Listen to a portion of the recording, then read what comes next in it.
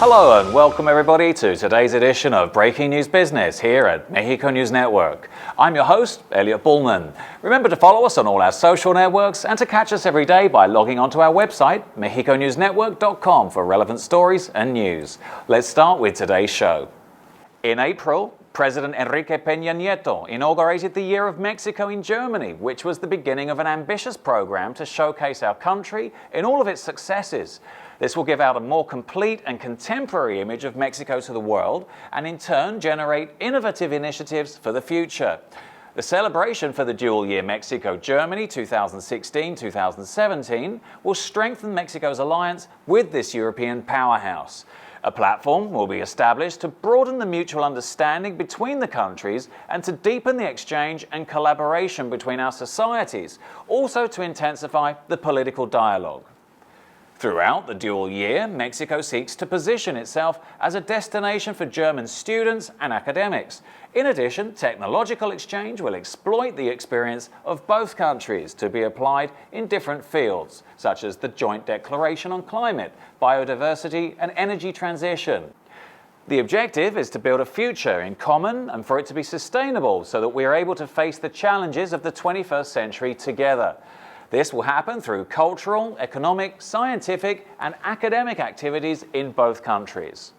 Germany is the first main commercial partner in the European Union for Mexico, and in return, Mexico has placed itself as Germany's closest Hispanic economic partner. Our country is the only one in Latin America that has free trade agreements with Germany for investment protection and to avoid double taxation. A broad agenda has been established given the diversity of the bond between the two countries. This agenda has three categories. First, commerce, investigation and tourism. Second, education, science and innovation. And third, art and creative industries. With regards to economic matters, seminars, exhibitions and business fairs will be held throughout the year to promote exports and imports and strengthen trade relations. For example, in the Chambers of Commerce in Cologne, Hamburg and Munich, Days of Mexico will be held to promote bilateral trade and investments in the automotive, aerospace and information technology industries. Mexico's bilateral cooperation relationship with Germany is to be looked up to, having successfully pioneered triangular cooperation projects in Latin America and the Caribbean. The dual year was founded on the principles of creativity, productivity, sustainable development, and the promotion of democracy and human rights. In other headlines, the Mexican business titan, Carlos Slim, will seek to invest in 18 countries of Latin America to improve several sectors, including telecommunications, with a whopping investment of $8 billion scattered amongst those regions. This was announced during the presentation of his free educational platform, aprende.org, in Panama. After Mexico, Panama is the second country to implement Slim's free digital vocational educational platform, and it's understood that part of these investments will be destined for promotional purposes and free training in different fields or job positions on behalf of Slim's companies. The main goal is to expand his vast telecommunications network, which will serve to keep nurturing the telephonic infrastructure of the continent. The market today demands a higher number of data consumption, according to Salvador Cortés, Executive Director of Regional Units of America, a company owned by Slim. And according to the GSMA, an organization of mobile operators, GSM, it's estimated the number of data consumers is roughly around 634 million people in Latin America, and about 10% of those people live out of reach of basic 3G and 4G networks, which represents 64 million without this service. But it's also estimated that 33%, roughly around 207 million, have basic network services but limited connectivity. And with a market so big, out in the open, Slim will not let this opportunity slip. One of the billionaire's main objectives is to invest in rising economies like Panama and Chile, whose respective middle-class citizens are starting to redefine themselves with bigger incomes compared to other countries. The idea of strengthening middle classes is another of Slim's objectives. He sees his website, aprende.org, as critical in reaching this demographic. The free educational platform, aprender.org, is already available for access. And if you're a client on one of Slim's network companies like Telmex and America Móvil, you can use it free from data consumption as a reward for brand loyalty. Moving on. The Democratic candidate for the presidency of the United States of America, Hillary Clinton, has led a campaign taking matters on a different perspective than her Republican counterpart. She's committed to the immigrant community and supports their right to be eligible for full citizenship and remain in the country. She's a firm believer of what she says is a fundamental American value, that the USA is a nation of immigrants and that they treat those who come to the country with dignity and respect, that they embrace immigrants, not denigrate them.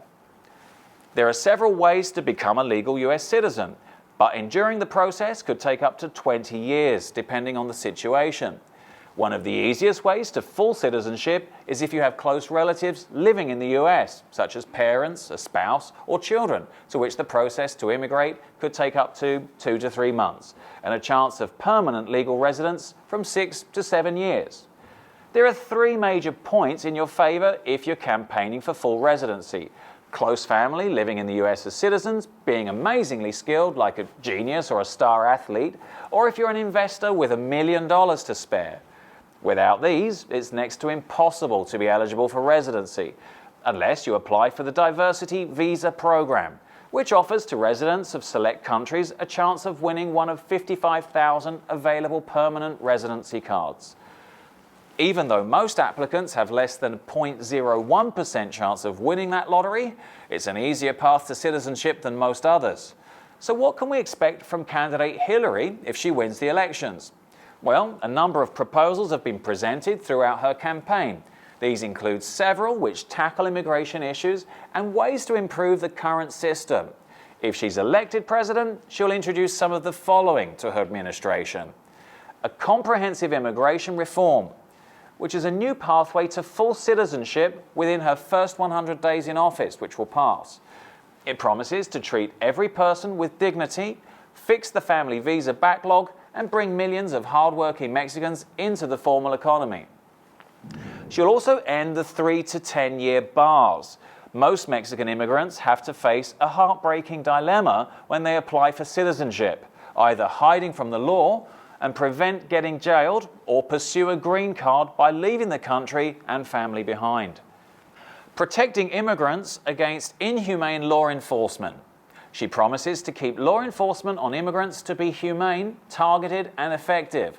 She will also focus on detaining and deporting immigrants who pose a violent threat to public safety, among many other things. As far as the economic impact of legal or illegal Mexican immigrants is concerned, the debate will rage on. But many economists have long argued that sectors like agriculture have large populations of immigrant workers. The US Department of Agriculture states that about half of the hired workers employed in US crop agriculture were unauthorized, with the overwhelming majority of these workers coming from Mexico.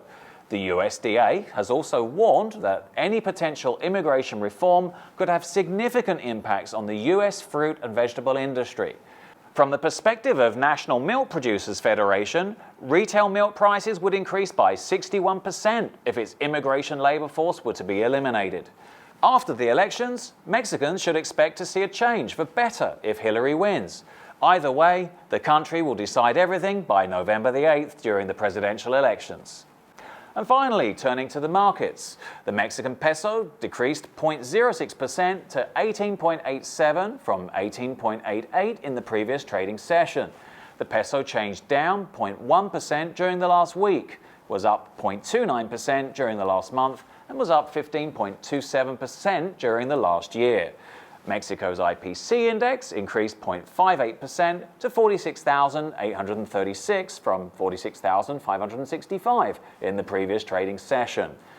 Mexico's IPC index increased 0.58% to 46,836 from 46,565 in the previous trading session. Mexico IPC index remained unchanged during the last week, but was up 2.22% during the last month and up 4.22% during the last year. That was all for today. Thank you for staying with us. I'm your host, Elliot Bullman, and remember to follow us on Facebook, Twitter, and Google+. Log on to MexicoNewsNetwork.com for more relevant stories and news.